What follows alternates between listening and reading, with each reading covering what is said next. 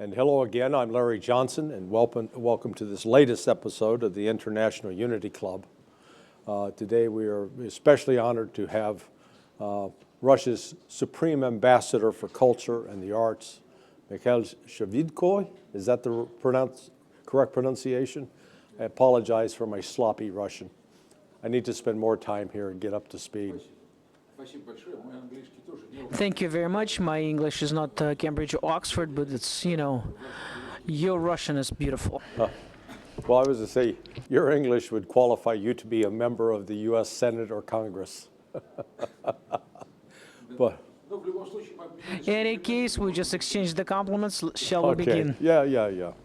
You know, America compared to Russia is like a small child in terms of when it comes to the depth of art and culture that Russia has to present. So you getting to preside over this, how did that happen?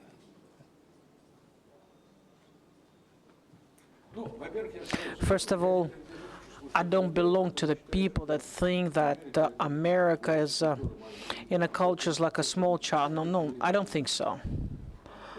Because it's clear that, yes, the forming of American culture didn't take a long historical period. It was from the middle of the 17th century, right?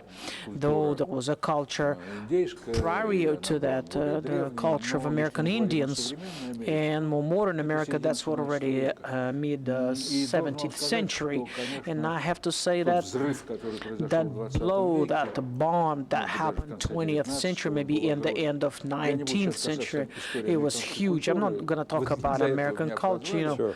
But the people that I knew and the people that I thought and read in American culture, a very high class, looks from Eugene O'Neill.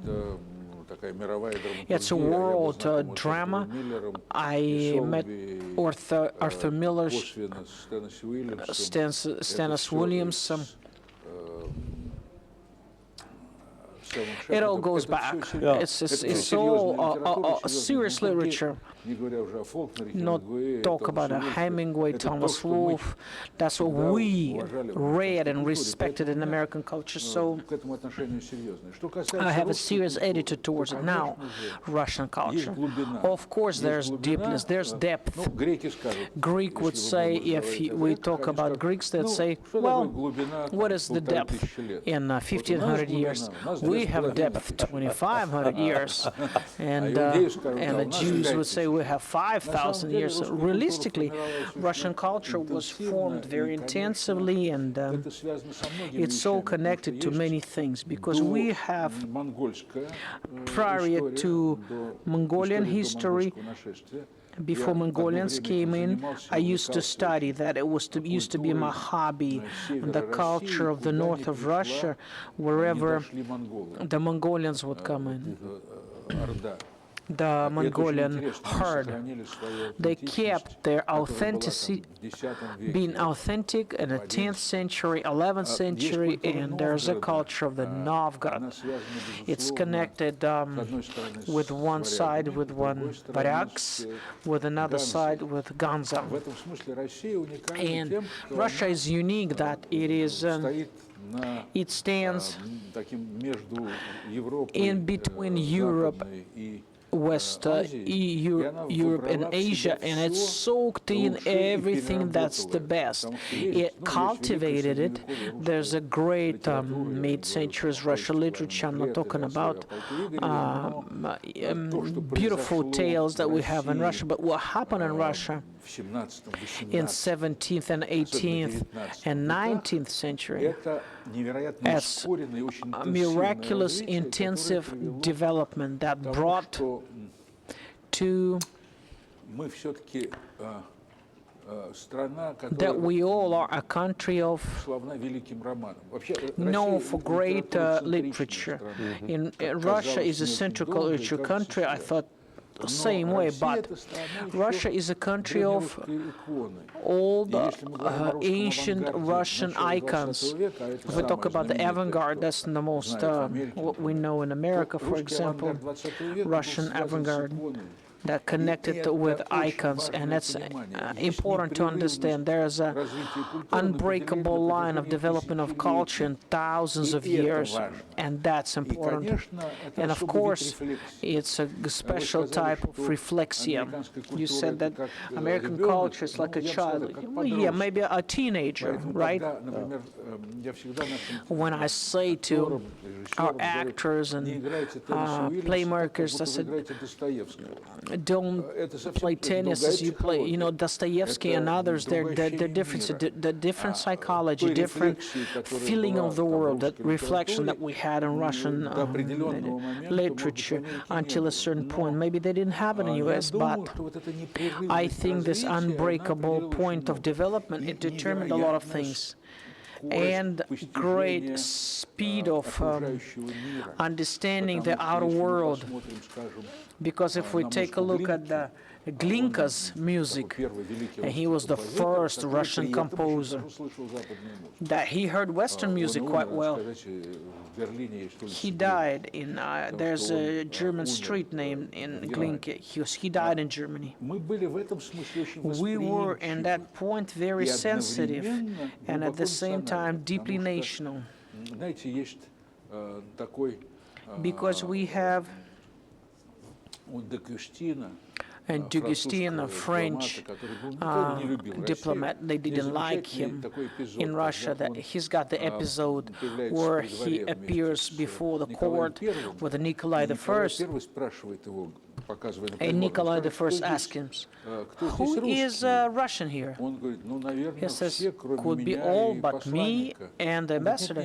He says, "No, no, no, this is Lutheran, this is baptized Jew, this is Georgian Duke, this is an ex-Muslim that comes out from Turks."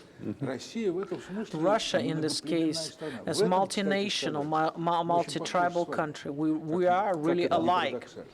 And it's a paradox. And we have a phenomena of thinking, the different types of thought of our Russian culture. It worked with everything and soaked in everything. As Karamzin, it's like we recycled everything.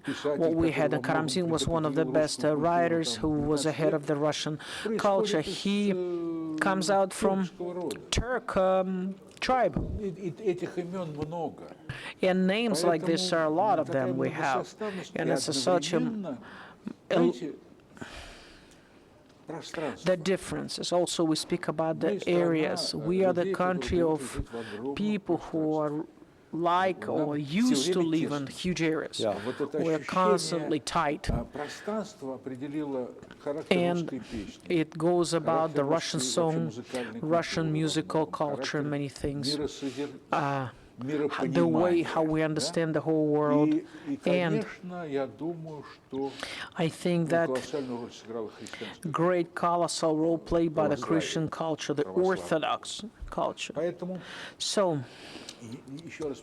again, I repeat, I'm not on the side of some high-minded cultures, different countries, but some time ago, Thomas Mann, he was a genius of the German literature, that there are great literatures, great American literature, and English literature, and the Russian literature is like a holy one. And this moment is very important because the word of the writer, it had almost was holy, almost a religious point to it. Also, Evgeny Yevtushenko, the Soviet poet, he wrote that the writer is more than the writer. It's a phenomena that in its word shows Russian world and is a social worker. So we had great silver age, silver epoch, and it was less about politics. I'm sorry about my monologue. No. It's a great monologue. I wasn't meaning to suggest that U.S. culture was immature. Maybe it would be better to say there were elements of my own country's culture that's a child prodigy like Mozart, with some genius in its early days and brilliance.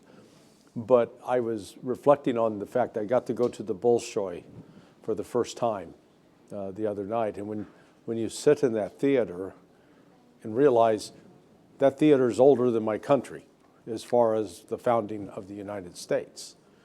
And so that's what I meant by virtue of the adult and the child in terms of the Russian experience. The other element is the expanse of Russia, encompassing 11 time zones, and in those 11 time zones encompassing so many cultures. One of the key gifts I think that Russia has to offer to the world, and it's founded in art, because in art's designed to bring people together. And Russia has, even despite the bloody history, has achieved a way to bring where to coexist, and it's a Christian nation, and yet the rights of the Muslims are respected, and the Jews and the Hindus and the Buddhists, that it cuts across all the religious, normally what are sectarian differences, and achieves a unity of we are Russian, я русский. It's a phenomenon.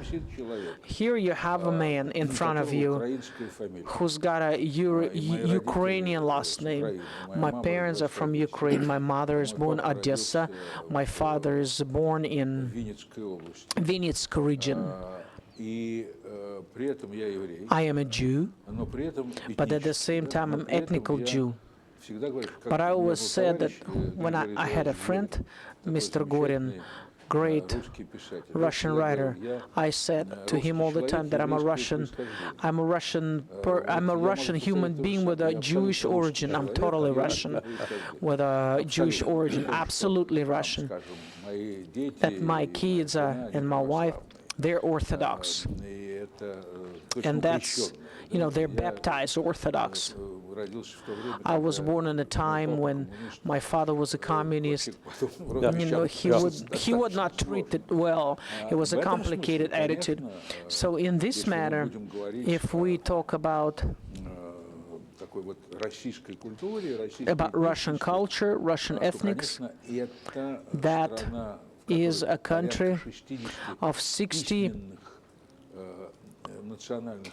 the nationals that they have writings of about 200 and differences of languages that we have. Right. Some of them don't even have alphabet. But at the same time, dialects, we talk about dialects. They can say, I'm a Chechen, I'm Yakut, I'm a Jew. But major part of Russian citizens, they're Russian culture people. It's a thinking mindset, Russian mindset.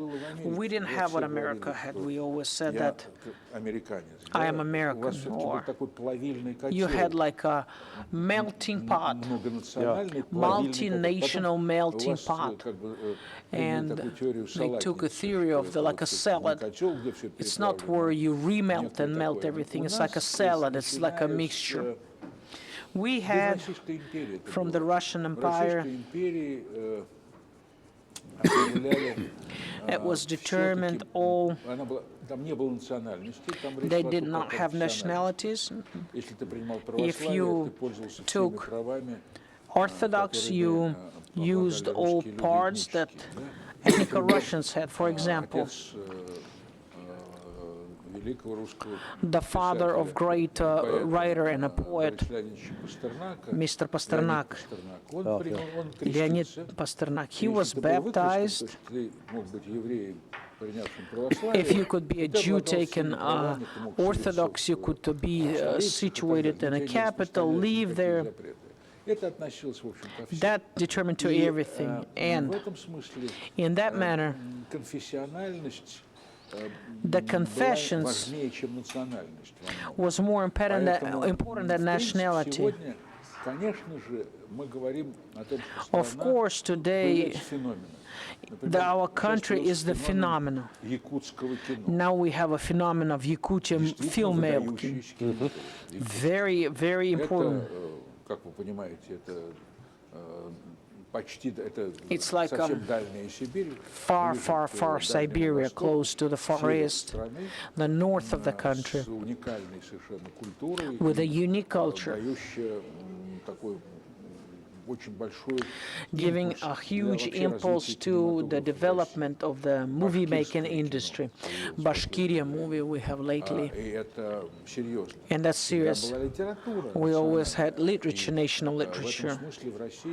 And here we always see that Russia has a unique school of translations to Russian language from the national languages. The concept of the country, the concept of Soviet Union, it was like multinational territorial place, as it sounds strange that many people blame Lenin for that, because he insisted that the country should divide into the national territorial sides. Here's Uzbeks, Uzbekistan, here's Georgians, this is Georgia, there's Armenians. So he prepared the country that in 1991 they all split. All this United Union. That's because was the principle chosen, not autonomy, culture, but territorial, that the people were connected with the territory.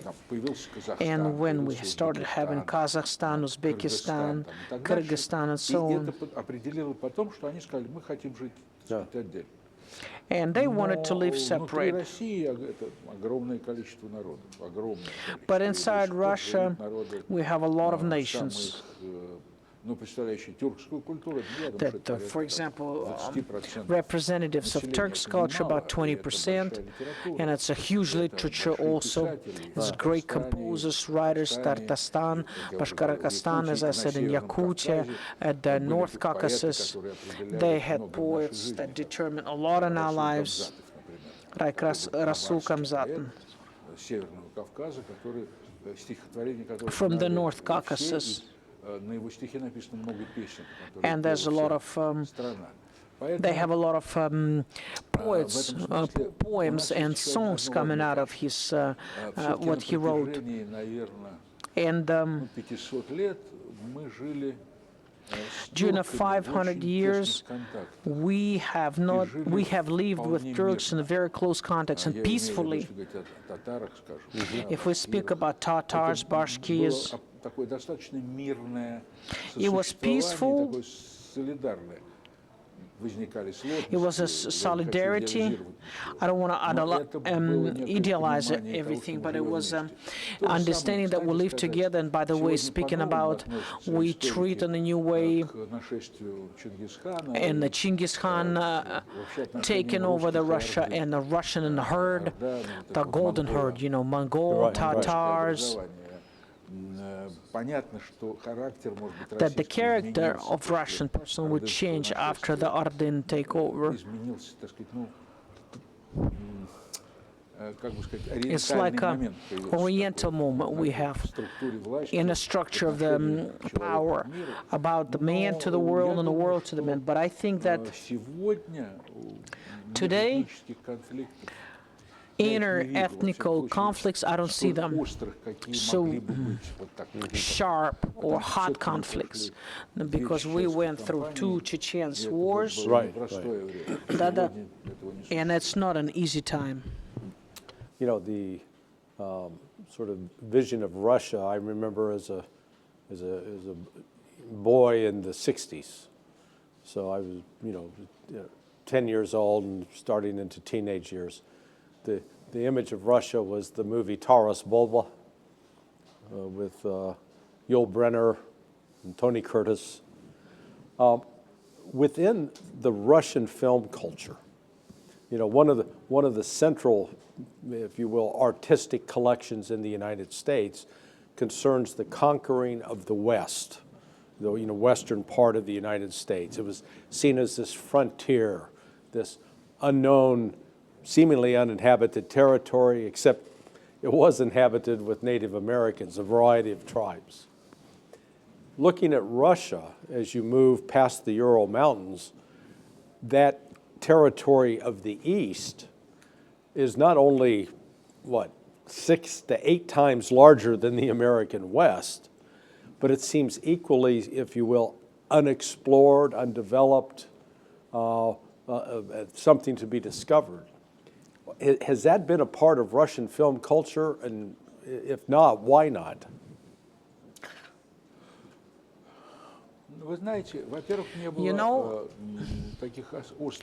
We didn't have high conflicts with the local tribes. Yes, we did have that in history. But, for example, as in the 18th and 19th century, that wasn't so sharp, so strong, like there was a conflict when from the east of America, Americans were moving towards the west. Still, there were a lot of conflicts that birthed a great Western art. It's a great Western art. Yeah. Sheep herders versus cattlemen, for example. We did not have such art of the Eastern, not Western, right? Right. Because there was no subject. And at the same time, I repeat again, it's we Russians moved towards the east. Different tribes lived there. Were different military conflicts. But in the mythology, there was it was not created. If there is no mythology, there's no movie. But in reality, everything was different. That's why we didn't have that mythology. And myself, in 1970, I came from Moscow to teach to Ulan-Ude. It's a Buryat Soviet Republic on the border with Mongolia. It's over Baikal region. Far away, very far away. And I went there to teach in the Institute of Culture. So I was a professor there of the history of the foreign literature and foreign theater. 1970. And I had my students Mongols, Buryats, Yakuts. All those nations, they were my students. In a student atmosphere, they're all different. The way they handle themselves, ethnically they're different. And I understood that there was no conflict. Russian and Buryats, Russian and Yakutia people, tribe. That mythology we did not have. Another thing that our Siberia, whatever's behind Ural. Yeah, people tell me jokes about that. They say people that study part-time come for an exam, and they say, we're not going to go west. What west? Over Ural. How do you live there behind Ural? You don't have enough space. And we have territories here, so that feeling of a huge Siberia with no limits, it's amazing in this point. And of course, we have problems today. And today, that problem, it was in Soviet time. We had their own instruments there, and we had people in jail, then Komsomol construction. We were taking over Siberia different ways, starting from 20s and 30s. But today it's one of the problems because there's not enough population that should have been there. And I think it's one of the problems. But cultural, you see, you come to Vladivostok, it's a European city in Asia. You go to Irkutsk, it's a city that is owes its history to to, they sent people, the revolutionary people from the December against the Tsar. We call them decabristes, young officers that committed that revolt. This year we're going to have it 200 years old since there was that revolt took place in 1825. They were trying to take off the king from in Russia and start another model of life in Russia. They sent them far away for like imprisonment for a long time, so they were living there. And what they did, they brought civilization there. In Irkutsk, they spoke French. They built like an ordinary city with a straight streets. It's like a separate thing. They have huge cultural centers like Krasnoyarsk, Novosibirsk. The city was created in the beginning of 20th century. It developed. It has a great city for scientists, but nevertheless, it's these are the centers in Siberia, absolutely European. If we look at it from the point of view of the culture, it's a Russian culture, which means European. I don't think that Russia is Eastern Europe. You can't, whether you like it or not, it's just the way it is. Siberia is, they have ethnical, like places like Yakutia. If you come to Kamchatka or Magadan or to Chukotka region, as Chukchas, it's Kamchadals, different tribes.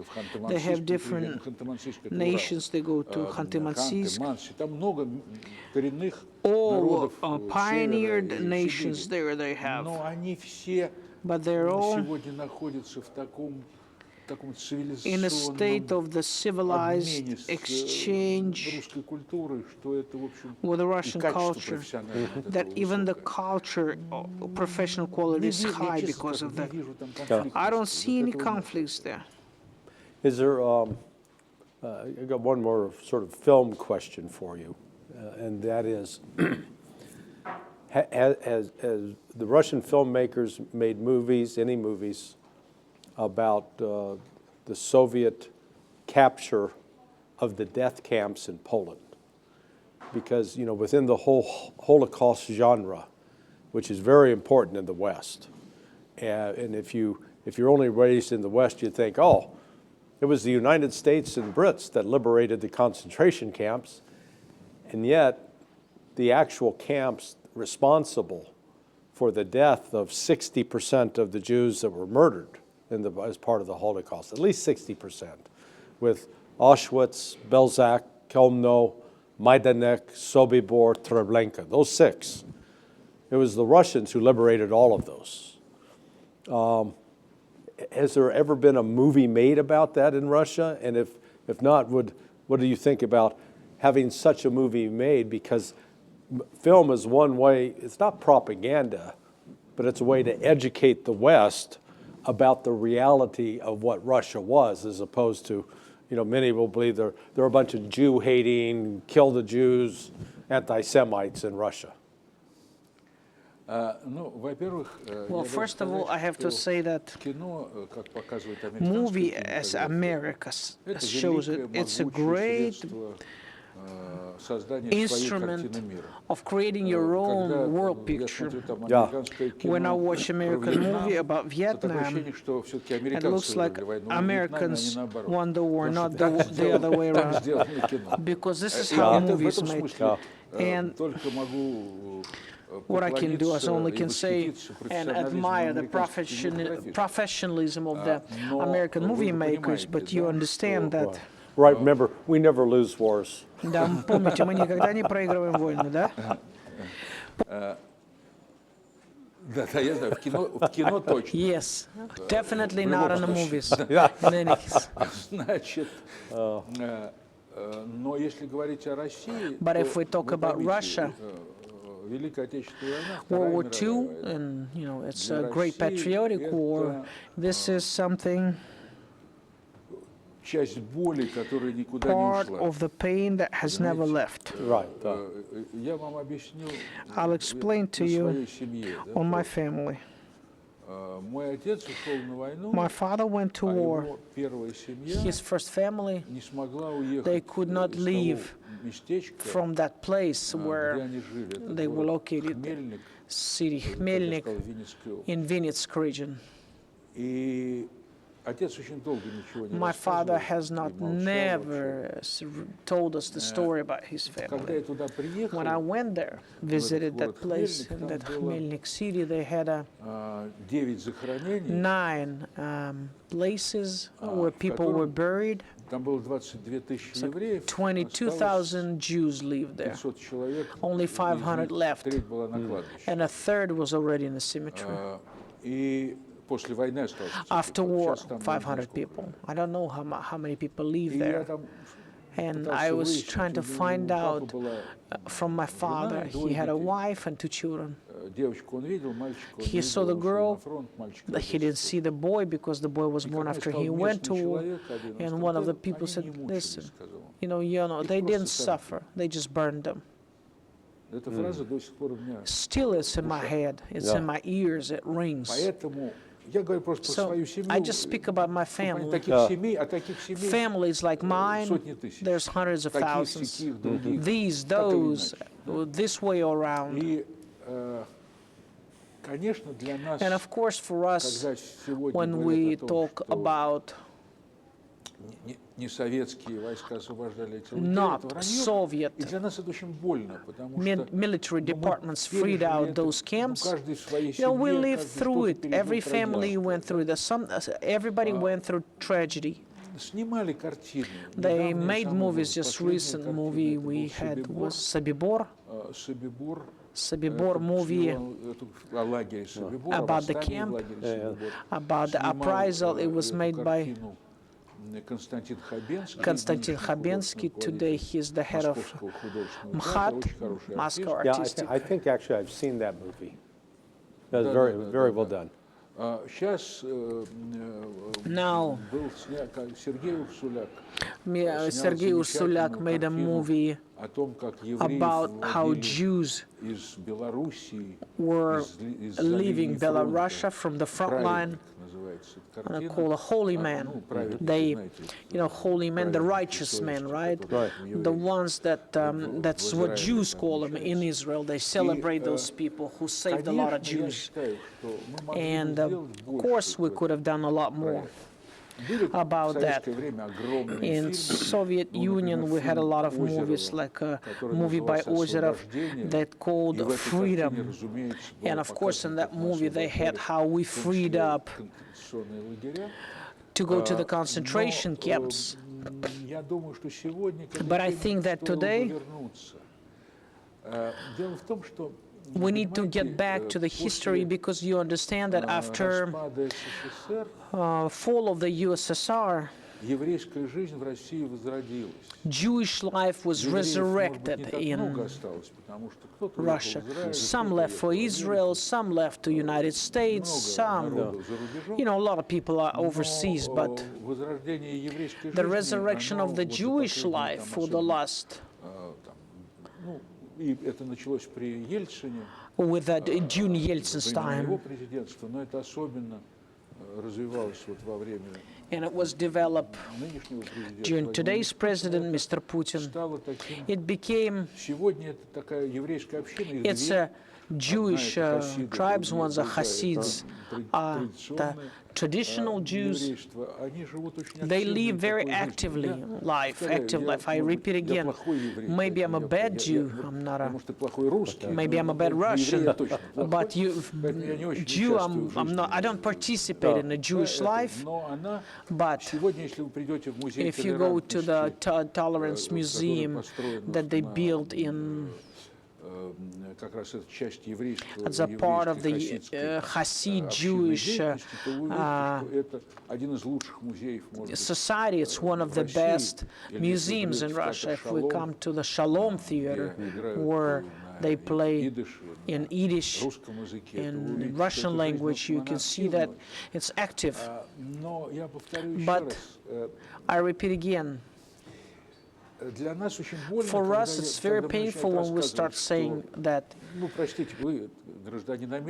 sorry, you are a citizen of America, you have to protect it. But when they say Americans won the war, World War II, yes, of course, they won World War II.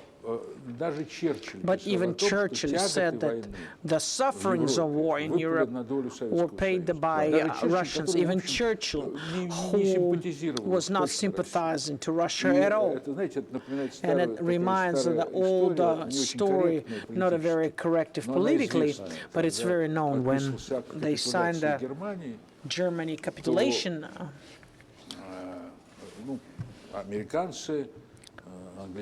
Americans, British, Soviet people, they signed it, and French people came in. That was a surrender act. And looked and says, and you took over us? You also won? So it was it's like a joke to say that the French surrender, Stalin insisted that France would be there. I say that to say that it's clear, very clear, that we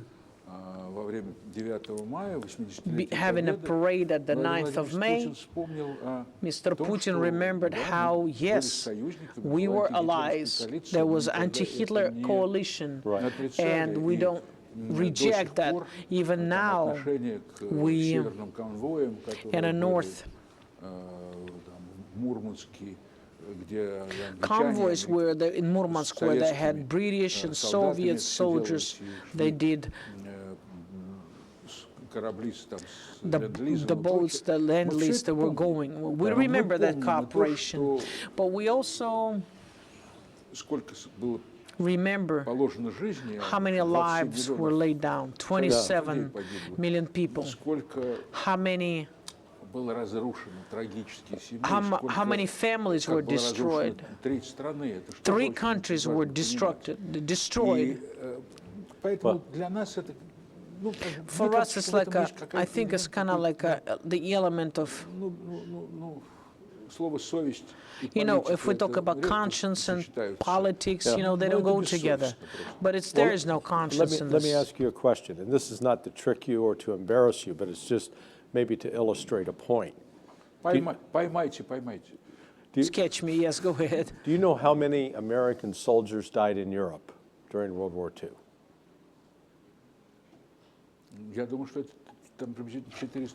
About 400,000, I think, right or not? Wrong. 189,000. Now, the number that's normally given is like 472. That's total losses in World War II. But then you subtract 110,000 that died in the Pacific War. Then there are like another 113,000 or 130,000 that died in trafficking.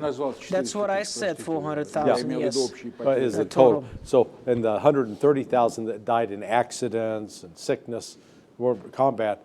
So only 100, I don't want to say only 100, but it was on 189,000 compared to Russian military losses were 11 million maybe, 9 to 11, nobody really knows. Yes, 11 something million. Я скажу так, каждая человеческая жизнь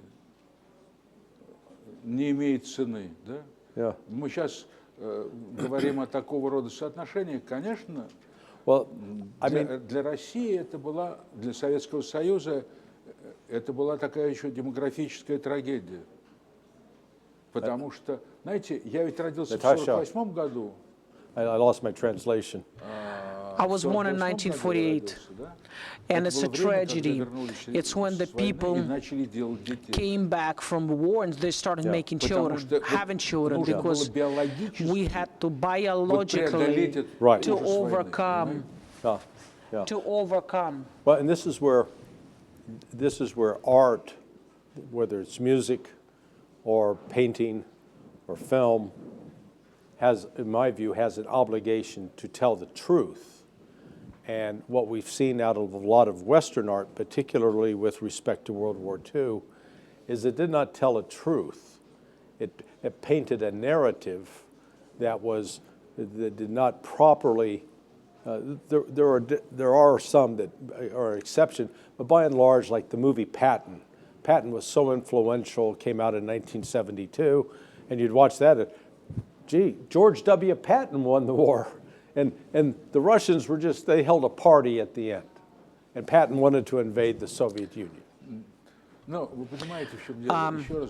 Yes, again, I repeat, the American movie-making industry, it's a monster that influences the total picture of the world. Russians have this, my colleagues, the movie makers, right? They have a feeling of, we don't try to tear the shirt on the chest, show our wounds. We don't like to do that. All the movies that were made in the Soviet Union after war, they were about peace. They were not about war. They're about people, about how people wanted to live, think about future,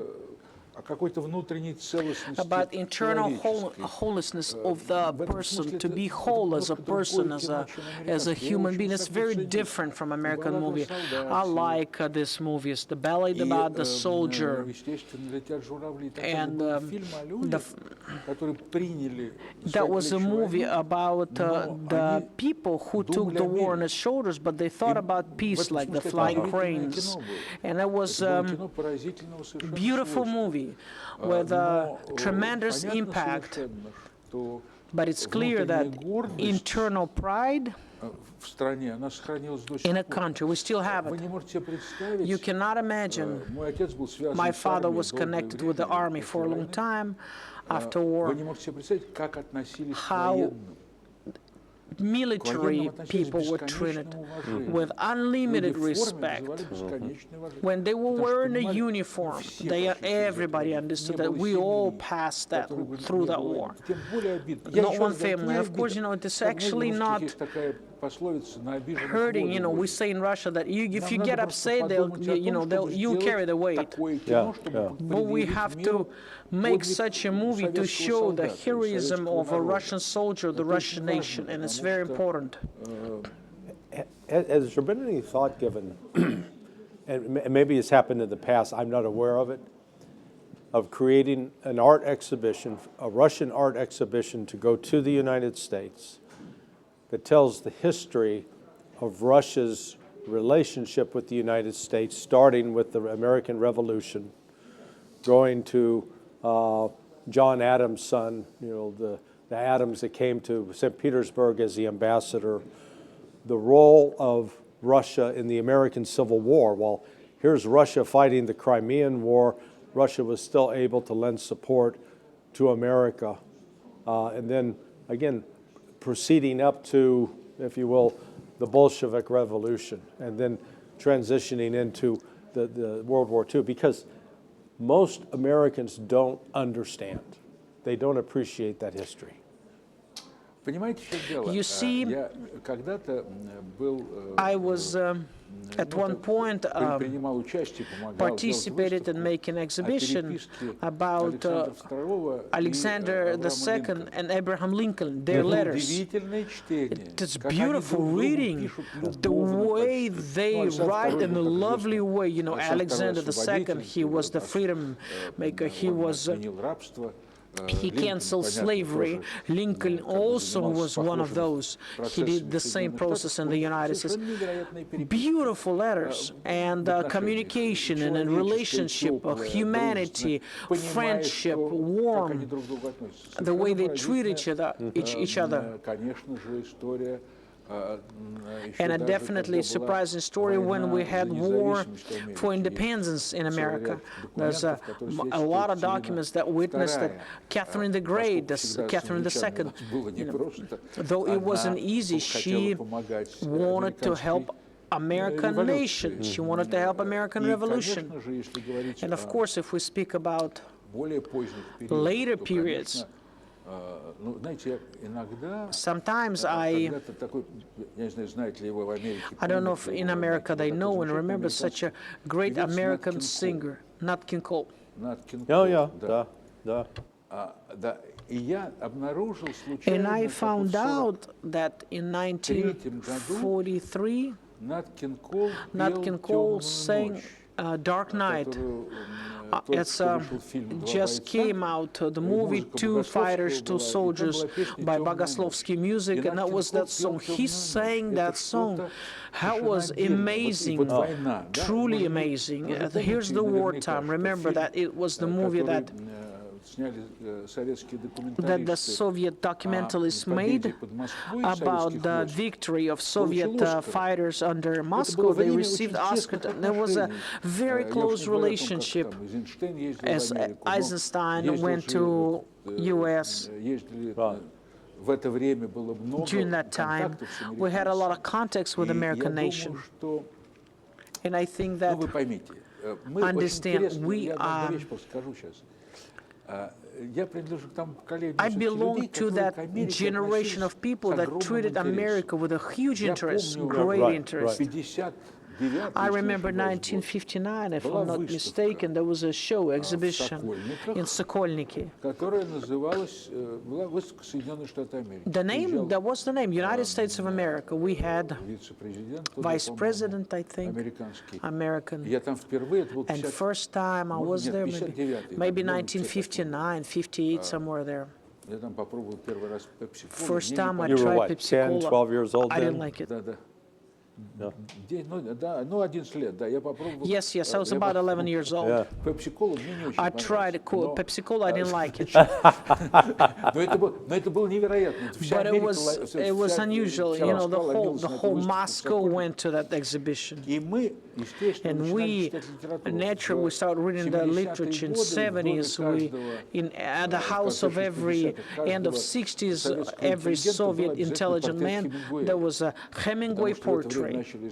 Because they started publish Hemingway, and we had his picture. And the interest for America was just overwhelming, but the reality was different.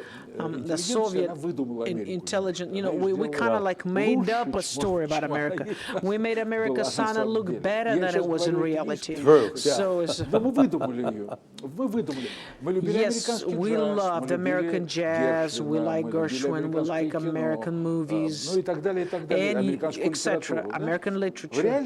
In reality, when we faced it, everything was different. It's like we were making a hole in this iron curtain, and we peeked in the hole. What was going on? And when we saw just a little piece, we said, "Oh, wow!" And we saw the best piece, and it was great. But life is always more difficult and complicated. You also made the same thing. You made these holes. You peeked into Russia. But I want to tell you that, of course, we know America better than America knows Russia. Oh, amen. I fully agree. We know better. And not because we are, you know, we're curious by nature. Everything is interesting for us. We love the whole world. We want to explore the whole world. Cold War, you made in Warsaw. Okay, we're interested how our enemies live. It's important to know. But I repeat again, today we have to again open up, discover each other again. Americans need to discover Russia and Russian history, Soviet Union, Empire, Russian Empire. We have to discover, reopen America, because we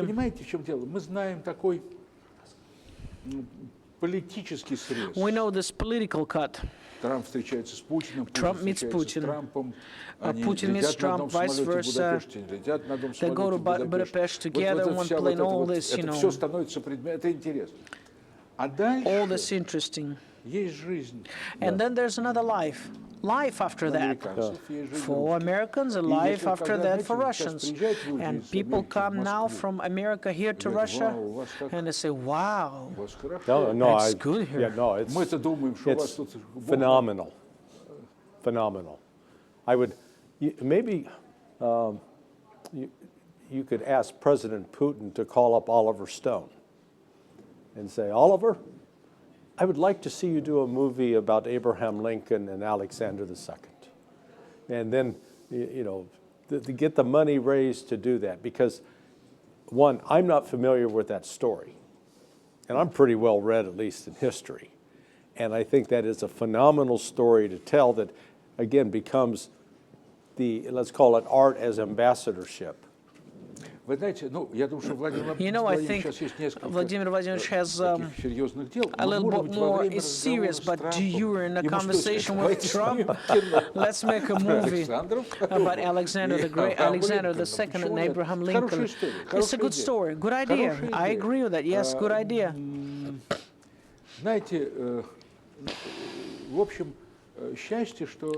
It's good that we have, besides we didn't have the territorial claims for each other. That's already good. I know one thing, that two great countries, they have to find that level of relationship that is worthy of them. And by that I say that we are open for that. I can't say for what Mr. Putin thinks about it. Well, ask President Putin. I'm just a special representative on a very narrow sphere. But I say it as I understand it myself. I have a lot of friends in America, and at some time I actually went there and read lectures in different universities in the beginning of 90s and in middle of 90s, but I understand very well that we can find understanding. We don't have the antagonism like everybody thinks. We have to understand each other. We have to relate to each other, explain to each other. It's like TV people says, hey, do you hear me? Yes, I hear you. Roger this, Roger that. They don't say, I understand you. You know? Right. They say, I hear you. I understand you, from hearing to understanding. I'll nominate you to be Russia's ambassador to the United States. Not that other members of the foreign ministry. No, I'm too old. I'm way too old. But not for that. But your vision of the arts, that is, the arts can reach and touch human hearts in a way that normal words, diplomatic words cannot. And that's, I agree with you that our two people we need to come together. So with that, I think we have exhausted our time.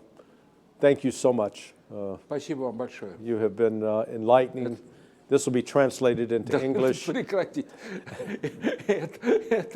to stop that. No, wait. It was for me a pleasure to talk to you, and I'm very thankful that you come. And I came here to interview on the TV in 1975. This is the best profession that I know of, to interview people. Great. Thank you so much. Спасибо. Спасибо большое. I think we're done.